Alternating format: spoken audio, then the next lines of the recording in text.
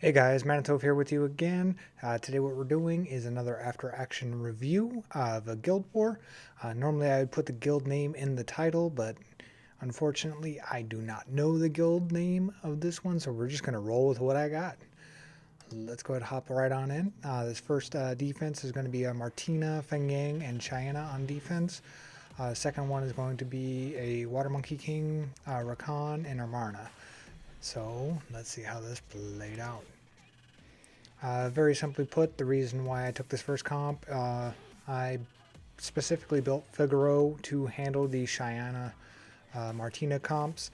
My Figaro is well over 40k HP and very, very slow, but it's just there to eat any damage that the Martina Cheyenne comp might throw at it. They can spend 3 turns trying to kill it. That's quite fine by me, and that gives my other units an opportunity to work their way through the progress. With the 4-star towers and siege, I'll use 2 water units because usually you don't see a 5-star on the defense, and that's basically what I would recommend. Well, not recommend. That's why I use Figaro for that niche purpose.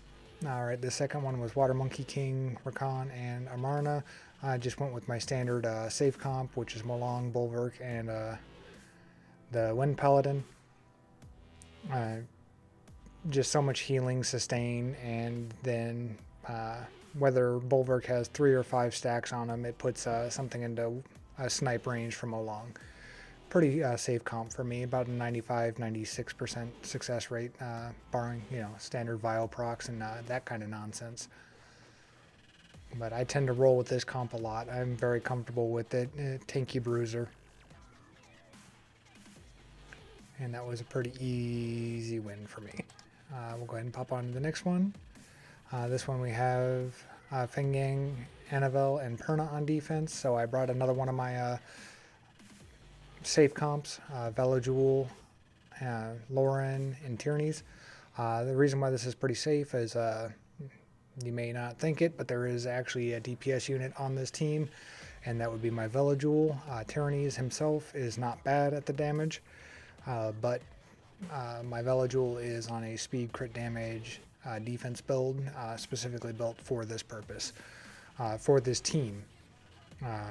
Lauren will interrupt turn orders and provide a defense break, allowing me to come in with my S2 on Velojewel, finish off most units, and then Tyranny's is there for the revive, defense buff, and really to entertain the fire units that might happen to be on defense.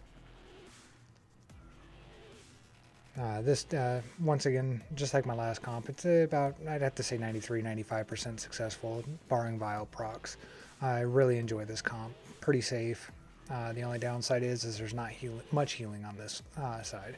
Now you're starting to see these defenses all over the place. People are even putting them in guild wars. I don't understand why, because they work great in a 4-star tower. But when you have a vast selection of units to select from, I would assume that the win rate of this defense goes way, way down. Kamoon, Vigor, Skogul, or Kamoon, Vigor, Molly. When you're putting 3-4 stars on defense that are open to a 5-star attack, the 5 stars out there are pretty, I would say, capable of handling such a defense. I mean, you could even rock a Sekhmet into here Violent and keep the Skogul's rock on cooldown the entire time and still not have much of a threat. My other comp, the Velojewel, Lauren, and Tyranny's comp would very easily handle this as well. And I'm also playing with another variant of a offense that I'm pretty sure would have handled this pretty well. You'll see it in the last match. Just trying to fine-tune everything on it before I take it into certain comps. I've played around with it and tested it against my guild's defenses. It's been pretty successful, but I still need some runes. So we'll go ahead and hop on into the last one. Once again, we're going to see Skogul defense with Harmonia and Molong. So I took my safe comp once again. Just going to snipe out the Molong, which eliminates the immediate threat. Not too worried about the Skogul because shield puts a very big damper on Skogul's damage.